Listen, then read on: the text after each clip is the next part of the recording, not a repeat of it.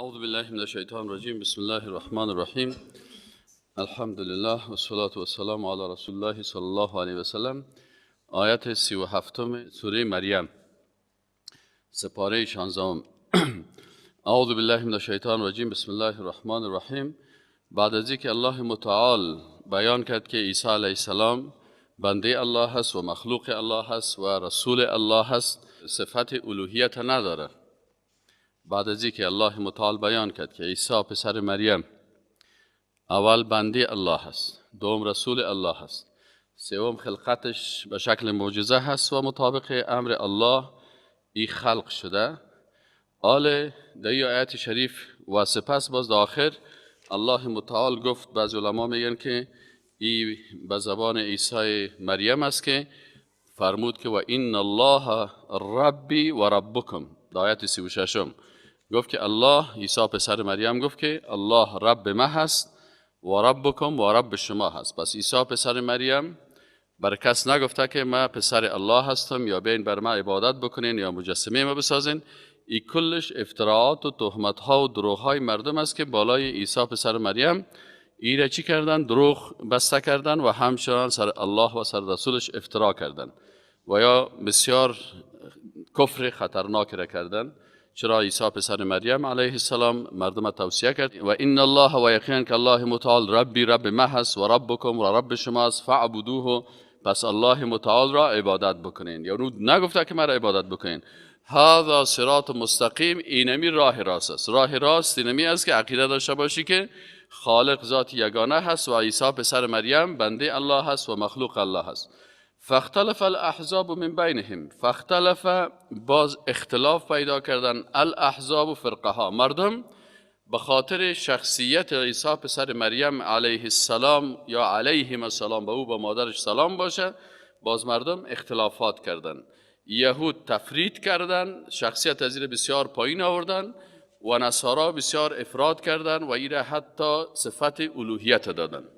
یکی از اختلافات فرقوی است. فرقه ها چه وقت فرقه میگیم؟ حتی رسول الله صلی الله علیه و سلم فرمود که یهود و نصارا به چند فرقه تقسیم شدن و امت ما هم گفت تقریبا به 73 فرقه تقسیم میشن. فکرتان باشه 73 فرقه تقسیم میشن. و منظور از 70 چند فرقه اینجاست که علما میگن وقتی که کلمه 70 می به معنای بسیار زیاد، یعنی شاید امت ما هم مثل امت یهود و نصارا واره در بسیاری از مسائل باز فرقه فرقه شدن. فرق بین فرقه و مذهب در چی است؟ فرقه اختلاف در عقیده می داشته باشن. او میگه که عیسی پسر الله هست و دیگهش میخیزه میگه عیسی علیه بالله هیچ حلال زاده نیست و هیچ میگه پیغمبر نیست. سر پیغمبر اختلاف میکنن، در صفات الله اختلاف میکنن، در ذات الله اختلاف میکنن. این کسایی که در ذات و صفات الله و در شخصیت پیغمبر افراط تفرید میکنن، اینیا تقسیم میشن به فرقه ها. اما کسایی که مطابق قرآن و سنت زندگی میکنن ولی در اصل عقیده اختلاف ندارن، مذاهب فقهی هست، اجتهادات فقهی هست، مثلا کلشان قرآن قبول دارن. اهل سنت حنفی، شافعی، مالکی، حنبلی، سلفی، اهل حدیث، اینی کسایی که هستن یا یگان ذره اجتهاداتشان در چی اختلاف پیدا میکنه؟ در مسائل فروعات فقهی. امام ابو حنیفه رحمت الله علیه و امام شافعی رحمت الله علیه و امام احمد ابن حنبل رحمت الله علیه و امام مالک رحمت الله علیه و بعد از دیگه شاگردای از اینا صحابه، تابعین، تبع تابعین، سلف صالح، اینا رو سلف صالح میگن. ابو حنیفه سلف صالح است، شافعی سلف صالح ما و شماست، مالک سلف صالح ما و شماست، احمد ابن حنبل سلف صالح ما و شماست. اینی علما و دیگه علمای اسلام کلشان کسن یا در مسائل اعتقادی با هم اختلاف ندارن. آمنت بالله و ملائکته و کتبه و رسوله دی اختلاف ندارن. بناهن یا کلشان عقیدهشان یکی است، عقیده کلشان قرآن عظیم‌الشان و احادیث رسول الله صلی الله علیه و سلم بود. خیار چرا مذاهب میگن؟ اینا مذاهب فقهی هستند. مذاهب فقهی چی است؟ که مثلا امام ابو حنیفه رحمت الله علیه و امام شافعی و امام مالک رحمهم الله جمیعا، اینال امی فقها که هستن ای کلشان عقیده داشتن به قرآن، عظمت قرآن و امو مذهب خود از قرآن و سنت گرفتن. بعض از اجماع است، بعض از قیاس است. خیال اختلافشان در چی است؟ میگه یا اختلاف نکردن یا اجتهاد کردن. چرا اختلاف خوب نیست؟ ولا تختلف، الله گفت اختلاف نکنین. این که مردم نامش اختلاف میمانه، این غلط است. از نگاه قرآنی کسایی که اختلاف پیدا میکنن در فرقه ها هست. یکی میگه عیسی پسر مریم است، یکی میگه عیسی مثلا چنان است و چنان است، روح الله در عیسی داخل شده، این شد. اینی فرقه ها هستن. اما مذاهب خیلی چی است؟ میگه مثلا مس سر است، آل کلگی قبول داره که وامسحوا برؤوسکم، مسح کنین به سرهایتان. اینا یا اجتهاد کردن. امام مالک رحمت الله علیه گفت که من از نگاه ظاهر که امیر میبینم که برؤوسکم باک است، گفت با در زبان عربی حرف جر است برای الصاق میه، یعنی وامسحوا برؤوسکم اینجا گفت که باید کل سر مسح کنیم. پس او گفت در مذهب ما که فهمیدیم از این آیت، اجتهاد من اینمی هست که باید یک انسانی که وضو میکنه تمام سر خدا باید مسح بکنه و این در فرض داخل میشه. دلیل چی است؟ گفت اینمی با هست، با بر الصاق است، یعنی امی دستایتون در کل سرتان بچسبانین. لصق چسباندن میگه، یعنی باید کل سرتان. امام مالک رحمت الله، امام مالک یه چیزش بود. امام شافعی رحمت الله علیه گفت که نه، در زبان عربی که است مسح که است اصابه هست. مجرد که همین دست دمی ماندی میگه این مرا فلانی رو مسح کرد، میگه مجرد که همین دعوتر که ام قدمی سر زدی این مسح شد و هم سو برؤوسکم یا آیت تطبیق شد. آیت او هم قبول داره، هم قبول داره. منتها این میگه چه قسم تطبیق میشه؟ اجتهادی رو میگن. این میگه دمی که مجرد ام خیر کرد بنان در مذهب شافعی اگر مثلا دست تر کنی نمیجد بزنی چی میشه؟ میگه مسح تو سیست، آیت ادا شد. امام ابو حنیفه رحمت الله علیه اجتهاد چی است؟ او میگه حدیثی است، یک دانه حدیث است، ما همین تفسیر از اون حدیث میگیرم که در حدیث شریف آمده که اتا رسول الله صلی الله علیه و آله اتا ثبات قوم فبال و توضا و مسح علی ناصیته. میگه که در اینجا میگه که رسول الله صلی الله علیه و آله یک منطقه آمد وقتی که وضو گرفت به اندازه 4 انگشت ناصیت خود، به اندازه پیشانی خود، یعنی 4 مثل سر خود چی کرد؟ مسح کرد. بنابراین میگه اینمی عمل رسول الله صلی الله علیه و آله امیر چی میکنه؟ امیر ثابت میکنه. چون مذهب امام صاحب گفتم از اذا صح الحديث فهو مذهبی. پس اینمی حدیث به نزد ازو صحیح بود و گفت اینمی حدیث پیش ما صحیح است، ما به این حدیث صحیح عمل میکنیم چون رسول الله صلی الله علیه و آله مفسر قرآن است. آلی 3 نفر چی کردن؟ اجتهاد کردن. برای 2 نفر دیگه یا حدیث نرسیده بود یا در صحت و ضعف حدیث کدام مشکلی میدیدن و اجتهاد کردن. بنابراین آل ارسی از اینا از نگاه عقیدهشان یکی است، عقیدهشان عقیده قرآن عظیم الشان است. اینمی عقیده سلف صالح است، صحابه، تابعین و تبع تابعین. در مسائل فروعات چی میکنن؟ اجتهاد میکنن. اما در آخر زمان که خلف میه، بازی مشکلشان چی است؟ که باز اونمو اجتهادات از اونا را به فرقه ها تبدیل میکنه. اگر تو سر تکلش مسح نکردی تو کافر هستی، و میگه که تو به اندازه پیشانیت مسح نکردی تو کافر هستی. بازی‌ها به چی مبدل میشن؟ به فرقه. اگر کسی از مذاهب فقهی فرقه جور بکنه، بازی هم در 73 طایفه داخل میشه. اگر نه که بگه نه و هم درست است و هم درست است، اجتهادات است. اجتهاد هر کدامشان قناعت حاصل کرد اونمو بسیار خوب است، الله بر تو اجر نصیب میکنه. چرا که مجتهد کس من اجتهد و اصاب فله اجران. رسول الله صلی الله علیه و آله میگه اگر کس اجتهاد کرد و اصاب و در اجتهاد خود موفق بود، بر از او 2 اجر است. و من اجتهد و کسی که اجتهاد کرد و اخطا و در اجتهاد خود خطا کرد و اخطا فی اجتهاد، خطا کرد در اجتهاد خود، فله اجر واحد، الله برش یک اجر نصیب میکنه. متوجه هستین؟ اینال الله متعال میگه فاختلف الاحزاب، باز اختلاف کردن فرقه ها. در چی اختلاف کردن؟ من بینهم، در بینشان. در چی اختلاف کردن؟ در قسمت شخصیت پیغمبر، که آیا این پیغمبر است، آیا خدا هست، آیا بچه خدا هست، یا هیچ پیغمبر نیست. این یهود گفتن هیچ پیغمبر نیست، ما هیچ پیغمبری از را قبول نداریم، حتی ما هیچ یک انسان عادی هم قبول نداریم. متوجه هستین؟ فاختلف الاحزاب، پس اختلاف کردن فرقه ها در قسمت شخصیت عیسی پسر مریم. بعضی از فرقه ها گفتن که این بچه الله هست، کافر شدن. بعضی ها گفتن که هیچ حلال زاده نیست. یهودیا اینا هم به خاطر نمی اختلاف خود کافر شدن، فرقه شدن. نه، اما ما مسلمان ها کسی هیچ اختلاف نداره، میگیم که شخصیت خوب است، شخصیت عالی هست، پیغمبر الله هست، معصوم است، بچه الله نیست، بلکه الله متعال صفات خدا داره و این صفات بندگی داشت. فویل للذین کفروا، الله متعال میگه پس شدت عذاب است للذین، برای کسانی که کفر کردن، من مشهد یوم، از حضور یوم عظیم، یعنی وقتی که مشاهده میکنن روز بزرگ را، باز بر ازیا سختترین عذاب در روز قیامت برشان داده میشه. چرا؟ در شخصیت از اینا اختلاف کردن. اسمع بهم و ابصر. اسمع بهم و ابصر اینجا مثلا میگه که چقدر شنوایی از اینا عجیب است و چقدر چشم از اینا عجیب است. ایره کسایی که نحو را نفهمه ایره صحیح نمیفهمه.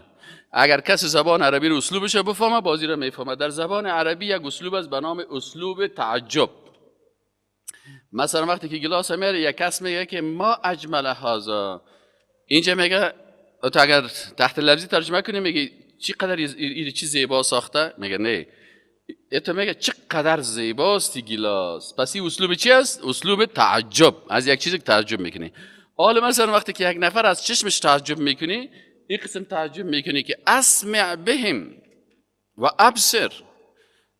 تعجب است از چشم از یا و تعجب است از چی؟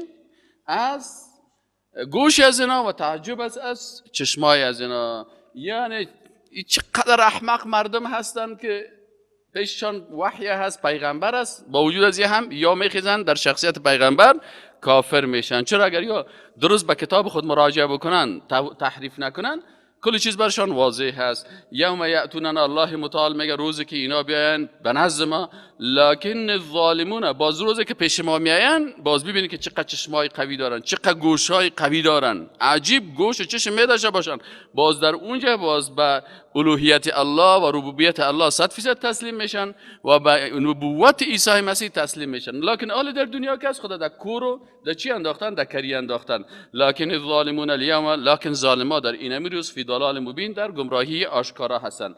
و انذرهم، و الله متعال میگه بترسان ایشان را ای رسول الله صلی الله علیه و سلم، یوم الحسرت، روز قیامت روز حسرت میگه. چرا روز حسرت میگه؟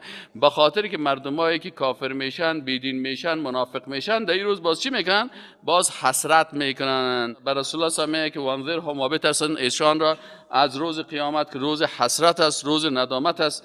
اذ قضی الامر، وقتی که فیصله شود کارها، وقتی که اونجا باز فیصله میشه که تو انسانی که هر کسی میگه که عیسی پسر مریم ای چی هسته، میگه که پسر الله هست، بره به طرف دوزخ، قضاوت فیصله میشه. و هر کسی که عیسی پسر مریم به الفاظ زشت برش استعمال میکنه، بره به طرف دوزخ. یهود و نصارا کسایی که باز خدا به حق میشمارن، کل از یا باز در حسرت و ندامت میباشن. و هم فی غفلت، در حالی که ایشان در چی هستن؟ در غفلت هستن. و هم لا یؤمنون، ایمان نمیارن. از این خاطر بسیاری از علمای بزرگ نصرانی وقتی که قرآن صحیح میخورن مسلمان میشن. عملی که ببینی اینقدر کشیشا هستن، کسایی که اخلاص داشتن، فکر کردن این دین ما حق است. ما عیسی مسیح که میگیم بچه الله هستی، بسیار خوب است. خودشان باز میگه، یگان تاش قصه میگه والا ما بسیار اخلاص داشتم، من میفتم ربط الله پسری داره و عیسی مسیح پسرش است و این مجسمهش است. بعد از این میگه پسان بر ما چی شد؟ پسان باز میگه بر ما ثابت شد وقتی قرآن عظیم شان خواندم عقیده ما درست شد. اینه. و انذرهم، بر رسول الله صلی الله علیه و میگه که بترسانشان را یوم الحسرت، از روز حسرت و ندامت و پشیمانی. اذ قضی الامر، وقتی که فیصله شود امور. و هم فی غفلت و هم لا یؤمنون، این مردم ها در چی هستن؟ در غفلت هستن. اینی کشا میگه ما فهمیدم که من خو غافل هستم، در غفلت چی هستم؟ بسیار غافل هستم که ما این کار کردیم. و هم لا یؤمنون انا نحن نرث الارض و من علیها، الله متعال میگه که ما چی میکنیم؟ وارث زمین میشیم. اصل وارث زمین که در آخر هیچ کسی باقی نمیمانه، زمین میمانه. برای کی میمانه؟ برای الله متعال. کل انسان ها که از بین میره، الله متعال میگه ما در آخر چیزی که در زمین است و چیزی که خود زمین است، کل زمین میمانه، ارثش برای ما، کلش باقی میمانه. همین قسم که از اول اینمی زمین الله بود، در آخر آل مثلا فلانی میگه این قسمت زمین از ما، جریب زمین از ما هست، اون منطقه از ما هست. آل میگه روز آخرت که شد میگه کل سرزمین که از زمین دیگه هیچ کسی نمی باشه که بگه جای زمین از ماست. الله متعال میگه در آخر اینمی میراث زمین بر ما میمانه و من علیها، و هر چیزی که در روی زمین هست این هم بر ما میمانه. کود طلا می باشه کس نیست که ور داره، زمرد است و نقره هست و طلا هست و مثلا دانه های قیمتی است از چیزی که زمین است. و اخرجت الارض و اثقالها، که میگه زمین که چیز ثقیل خدا میکشه، هیچ کسی نیست که بازی رو بیای بگه که والا سبینیش از ما باشه. و الینا یرجعون، باز این مردم که هست کلشان باز میگه به طرف ما رجوع میکنه. الله متعال میگه و اذکر فی الکتاب. آل میگه دیدین بسیاری از این نصرانی ها و بسیاری از یهود بازی های ادعا میکنن وقتی کتشان بشینی باز میگن دین ما دین ابراهیمی هست، ما پیروان ابراهیم علیه السلام هستیم. مشرکین قریش هم به رسول الله صلی الله علیه و آله ما خب پیروان ابراهیم علیه السلام هستیم. بچه‌ش اسماعیل علیه السلام وقتی که آمد در قبیله جرهم اینجا زن گرفت، در پیش مکه مکرمه باز اینجا کعبه را آباد کردن، باز اینجا ما نواسایشان هستیم. ابو جهل میگه من نواسی ابراهیم علیه السلام هستم، اصل کلی کعبه پیش ما هست، ما هستم. این الله متعال برشان میگه که شما مشرکین قریش که بت پرست هستین، شما یهودی که سر عیسی علیه السلام تهمت زشت میزنین، شما نصرانی هایی که عقیده کفری دارین، بیاین که عقیده ابراهیم علیه السلام بر شما بیان بکنم. این سعی کنین که ابراهیم علیه السلام چی عقیده داشت که شما باز میگین ما پیروش هستیم. اگر شما پیرو ابراهیم علیه السلام هستین باید عقیده ابراهیم علیه السلام می داشتین. و اذکر فی الکتاب ابراهیم، میگه یاد کن در کتاب در قرآن عظیم الشان ابراهیم علیه السلام را. اصل واقعیت زندگی ابراهیم علیه السلام در قرآن است. چرا در قرآن واقعیات زندگی پیغمبرها را همجا با توحید بیان میکنه. دیگه قصه ها که از اون شرکیات زیاد است. و اذکر و یاد کن فی الکتاب در کتاب ابراهیم علیه السلام را انه کان صدیقا نبی. الله متعال میگه بود ابراهیم علیه السلام صدیق بود، راستگو بود. اول شما کلتان دروغگو هستین، تو یهود هم دروغ میگی، تو نصرانی هم دروغ میگی و تو مشرک قریش که خود پیرو ابراهیم علیه السلام میگی، کلتان دروغ میگین، سر الله تهمت میکنن. اول ابراهیم علیه السلام صدیق بود، دوم چی بود؟ نبی بود. نبی خب معصوم میباشه، پاک میباشه، مثل شما ورا افتراگر نمیباشه. اذ قال لابیه، ببینن که ابراهیم علیه السلام خودش به پدر خود چی گفت؟ یا ابت ای پدر من، لما تعبد ما لا یسمع ولا یبصر. اینا همیشه این مشرکین چی میگفتن برای رسول الله صلی الله علیه و آله؟ میگه ابراهیم علیه السلام شخص بسیار خوب. میگه بسیار خوب. های شما از کی پیروی میکنید؟ میگه ما از پدرای ما پیروی میکنیم. میگه سعی کنین که ابراهیم علیه السلام خودش برای پدر مشرک خود چی میگه. شما پیروی از پدرایتان میکنید. یگان تاس میگه هر چی که پدرای ما کرده، هر چی که رواج ماست ما امور قبول داریم. میگه نه، اگه توی گپ میزنی تو پیرو ابراهیم علیه السلام نیستی. چرا ابراهیم علیه السلام نگفت که من در دین پدرم هستم؟ آمد خود پدر خدا برش گفت که ای پدر ایرای تو غلط است. قال وقتی که گفت ابراهیم علیه السلام لابیه بر پدر خود یا ابت ای پدر شیرین من، سعی که با لفظ بسیار شیرین خوب برای پدر خود گفت. نگفت ای ابی پدرم، نگفت اب پدر، گفت یا ابتی. ابتی در زبان عربی وقتی که اینجا زیاد میشه، ای در حقیقت برای شفقت و محبت بسیار زیاد استعمال میشه. مثل که ما شما میگیم او پدر گلم، او پدر شیرینم. نه، ای برش گفت که یا ابتی او پدر شیرین گلم، لما تعبد ما لا یسمع ولا یبصر. حداقل چرا عبادت میکنی این بت را که نه میشنوه ولا یبصر و نه دیده میتونه؟ تو خب عقل داری پدر جان، ماشاءالله از مکه بسیار فهمیده هستی، هوشیار هستی، چرا این کارو میکنی؟ ولا یغنی عنک شیئا. این بت هیچ چیز بر تو فایده کنه نمیتونه. تو بیار من گلاس و در کلیز این بت پردم نمی زمستان یخ، اگه از خود دفاع کرده تا درست است. تو باش من میره یک سیلی بزنم، هیچ چیز کرده نمیتونه، بر تو هیچ فایده رسیدن نمیتونه. یا ابتی باز باش میگه او پدر شیرین من، اینی قد جاءنی من العلم، بر من علم آمده، برای من وحی نازل شده از جانب الله. ما لم یأتیک، که او وحی بالای تو نامده. میره به مقابل تو بی ادبی نمیکنم پدر جان، در حقیقت من برای تو چیز میگم که بالای من وحی شده است، برای من وحی آمده است که برای تو نامده. از این خاطر من شما رو دعوت میکنم فتبعنی، پس پدر من از من مطابقت بگو در عقیده توحید. حالا ببینین ابراهیم علیه السلام مطابقت از پدر خود میکنه یا پدر خود میگه از من مطابقت بکن؟ اگر کسی پیرو ابراهیم علیه السلام است، پدر گمراه خود مطابقت نمیکنه، بلکه پدر گمراه خود دعوت میکنه به طرف توحید. بعضی کسا میگن نه ما مطابقت از پدرای ما میکنیم. پس تو در ملت ابراهیم علیه السلام نیستی. چرا ابراهیم علیه السلام برای پدر خود چی میگه؟ برای پدر خود میگه فتبعنی، ای پدر من از من مطابقت بگو که من پیغمبر هستم، من توحید میفهمم، من صفات الله را میفهمم، من الله را خوب میشناسم، تو نمیشناسی، پس از من مطابقت بکن. عهد که من تو را راهنمایی بکنم صراطا سویا، به راه درست و مستقیم. اینه یا ابت ای پدر شیرین من، لا تعبد الشیطان. این شیطان است، این مجسمه این مجسمه شیطان است. این کسی که در ذهن توی گپارا میپرته وسوسه میکنه این شیطان است. اطاعت و عبادت شیطان نکن. این شیطان کان للرحمن عصیا. میگم این شیطان که است برای الله متعال چی است؟ این نافرمان است. چرا رحمان به خاطر که رحمان به وزن فعلان است، یعنی کثیر و نعمات. این شیطان که است در مقابل نعمتهای بسیار زیاد الله نافرمان است. الله برات چشم داده، الله برات گوش داده، الله برات دست داده، الله برات عقل داده. این شیطان کفران این نعمت ها را میکنه. عوضی که نعمت ها را در اطاعت الله مصرف کنه، این نعمت ها را در مخالفت با الله به کار میگیره.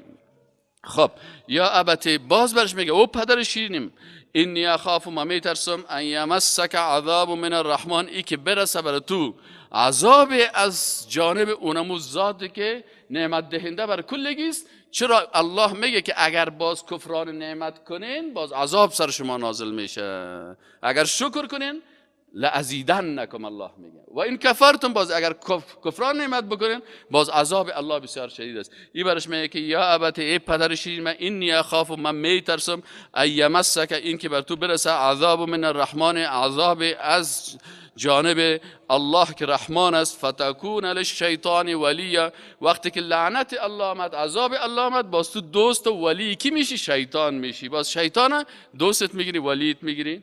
خب حال پدرش به ایوه دیدی که با منطق درست گپ بزنه و بچهش با چی اخلاق همراهش گپ زد، با چی انسانیت گپ زد. این پدر کافر مشرکش برش میگه قال، گفت راغب انت عن الهتی یا ابراهیم، گفت تو الراغب انت عن، فعل رغبه کس فکرتان باشه، اگر رغب تو فیه علاقمند شدم دو، اگر عن داخل شد کلمه رغبه به اساس حرف جر ترجمه میشه. متوجه هستین؟ اگر گفت الراغب انت عن، مثلا من میگم رغب تو فیه، چی معنی؟ ای خوشم آمد. اگر گفتم رغب تو عنه به معنای چی؟ بدم آمد. فی و عن معنای رغبه را تعیین میکنه. حالا اینجا ای پدرش برش میگه اراغب انت عن الهتی، آیا تو میگردی بر میگردی یا بدت می الهتی، امو معبودان من، آیا تو از معبودان من رو میگردانی ای ابراهیم؟ او برش چقدر گفت؟ لقمان است که حکیم است، بر بچه خود میگه یا بنیه، این نمیگه پسرک من، این 4 خار از برش میگه ای ابراهیم تو از معبودان من روی تدور میتی، از این بت‌ها روی تدور میتی، لئن لم تنتهی. این صفت عادت پدرهای کافر بیدین همی است. پدر کافر چی میگه؟ تو از معبودان ما روی تا میگردانی، تو از قوانین ما روی تا میگردانی، تو از رواج ما روی تا میگردانی. لئن لم تنتهی، اگر از این کار زشت تو ترک نکنی این کارتا، پس پیش بتای ما نبی و برازی سجده نکنی، لارجمنک، باز ما تو را رجم میکنم. رجم هم به زبان میشه که دو میزنم، دشنام میتونم، زد تبلیغات میکنم، و رجم به سنگ هم استعمال میشه که سنگ هم میگیرم مردم هم میگم که سنگ سارت بکشم. متوجه است؟ وحجرنی ملیا، و از ما دور باد، برو از پیش من دیگه، روی تا نبینیم. ملیا مثل که ما و شما همین دیگه روی تا نبینیم دیگه، اما تو دوامدار از پیش من چی شو؟ دور شو. وحجرنی یعنی دور شو از پیش من، هجرت کو، برو. ملیا بسیار دوامدار، یعنی که دیگه روی تا خطر نبینیم. قال ابراهیم علیه السلام برش گفت که سلام علیک، سلامتی باشه بالای تو. یعنی پدر اگه کافر هم باشه فرزندش برای چی میگه؟ الله شفا نصیبت بکنه، صحت نصیبت بکنه، جور باشی. خب منتها ما اگه عقیده کتت یک قبول ندارم. اینه گفت سلام علیک، سر از که توی نمی کفر هم اختیار کردی، با وجود از هم ابراهیم علیه السلام تا او وقت هنوز برش حکم نامده بود که برای پدر مشرکت استغفار نکنی. گفت استغفر لک ربی، باز هم میرم پیش الله و بر تو مغفرت میخوایم اگه الله تو را ببخشه، چون پدرم هستی برات قدرت دارم. انه کان بی حفیه، الله متعال بر ما بسیار مهربان است. و اعتزلکم و ما تدعون من دون الله، بله برش که با بسیار ادب، که اسلوب دعوت شما ببینید چقدر خوبش است. در آغاز پدر خود دعوت کرد، برش گفت پدر جان برای تو چی هسته؟ برش گفت پدر جان این بت‌ها کس نه بر تو منفعت رسانده میتونه، نه خودش دیده میتونه، نه این دعوت ابراهیمی هست. که خوب با اسلوب بخریم. بازو برش گفت که پدر جان برای من وحی آمده، من این دعوت را که میکنم به اساس ازی نمیکنم که من نمیفهمم، بلکه از جانب الله برای من این وحی آمده، علم آمده، من شما را به این خاطر میگم. بعد از برش گفت که پدر جان اینمی کارهایی که شما را وسوسه میکنه این شیطان ها میکنه، شما پیروی از شیطان ها نکنین. چرا؟ نظریات شیطانی، اندیشه های شیطانی، افکار شیطانی، فلسفه های شیطانی انسان چی میکنه؟ منحرف میسازه. بازی برشان گفت که پدر اگر امیر اطاعت نکنی من میترسم که برای تو کدام عذابی از جانب الله نازل شوه. وقتی که پدرش در مقابلش خیست کلمات زشت گفت، بازم برای پدر خود گفت که پدر جان الله تو را سلامت داشته باشه، بر تو من ان شاء الله مغفرت هم میخوایم، الله بسیار مهربان است. و اعتزلکم و ما تدعون من دون الله، لکن من نمیتونم دیگه که باز بعد از این دیگه بیایم پیروی از تو بکنم، به خاطر که پدرم هستی کفر اختیار بکنم. چرا؟ لا طاعت للمخلوق فی معصیت الخالق. هیچ وقت انسان مؤمن نمیتونه که از مخلوق اطاعت بکنه در نافرمانی خالق متعال. وقتی که پدر و مادر نافرمانی الله را میکردن، باز اطاعت از اونها سر تو واجب نمیشه. و پس اینجا برش میگه که حالا دیگه من چی میکنم؟ و اعتزلکم، و از شما من اعتزال چی معنی؟ عزل، دوری را میگم، از شما جدا میشم. و ما تدعون من دون الله، و از آنچه که شما دعا میکنین، طلب میکنین و میرین بر از او سجده میکنین، رکوع میکنین، دست دعا در مقابل از او بالا میکنین، من دون الله، بغیر از الله، من این کارا نمیکنم. و ادعو ربی، من فقط دست خدا بلند میکنم در بارگاه الله. سعی کنین حال بسیاری مردم ها رو ببینید پیش قبر دست دعا را بالا میکنه، پیش بود دست دعا را بالا میکنه، پیش درخت میره که درخت جان برای من بچه بده، پیش از این شخص میره که شخص جان توقت شور میدم بچه بده. ابراهیم علیه السلام چی میگه؟ من که هستم شما را هم ترک میکنم و آن کسایی را که شما طلب میکنین برش دعا میکنین، دست دعا بالا میکنین بغیر از الله، من وارد ترک میکنم. ودعو ربی، و فقط و ادعو، و فقط من دست دعا را و با الله بلند میکنم، و قلب طلب هم فقط بر کی میکنم؟ طلب از الله میکنم. عسى ان اكون بدعاء ربی شقیا، امیدوار هستم که من به دعای رب خود بدبخت نباشم، شقی و سرکش نباشم. فلما اعتزلهم، الله متعال میگه زمانی که اعتزال یعنی جدایی کرد ابراهیم علیه السلام از امی قوم خود، و ما یعبدون من دون الله، و از آنچه که اینا عبادت میکردن بغیر از الله. الله متعال میگه وقتی از پدر کافر دور شد، الله متعال از پدر کافر کرد اولادای شیرین و نازنینه که اردوش پیغمبر است، اینا برش میتن.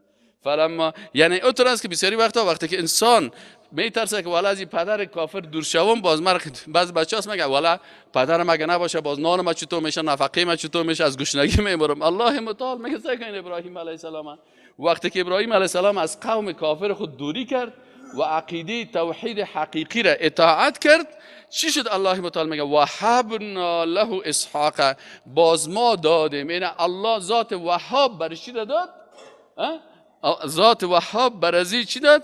اسحاق و یعقوب داد. از همین خاطر کافرها مسلمانا را همیشه وهابی میگن. خب همین کافرای بیدین که همیشه مسلمان حقیقی را چی میگه؟ وهابی میگه. چرا که ذات وهاب برای او فرزند میده، ذات وهاب برای او دختر. بر ابراهیم علیه السلام الله میگه وهبنا. وهاب کی است؟ الله است.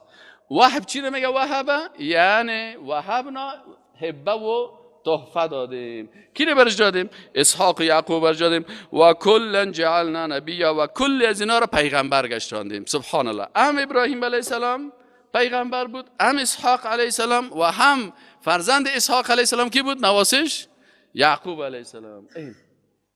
و برادر اسحاق علیه السلام که اسماعیل علیه السلام بود، او هم باز پیغمبر است.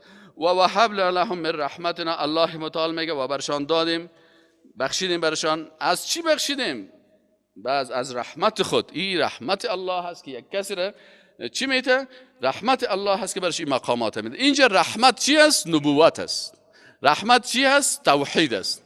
رحمت چی است؟ عزت الهی هست. پس الله متعال میگه و وهبنا، و ما دادیم لهم برایشان من رحمتنا، از رحمت خود که نبوت است، عزت است، کرامت است، شخصیت است، توحید است. و جعلنا لهم لسان صدق، و گردانیدیم برایشان زبان صدق علیه بسیار بلند، یعنی یا بسیار مردمای صادق و راستگوی بودن. خطرناکترین دروغگوی کسی است که سر الله و پیغمبرش تهمت میکنه، سر الله و رسولش تهمت میکنه، سر شریعت الله تهمت میکنه. الله یک چیز را حلال نکرده، ای از دل خود میخیزه میگه حلال است. الله یک چیز را حرام نکرده، ای از دل خود میگه ای حرام است. الله یک عبادت نگفته، ای میخیزه از دل خود عبادت ها رو جور میکنه که ای عبادت هم بکنین، ای عبادت هم بکنین.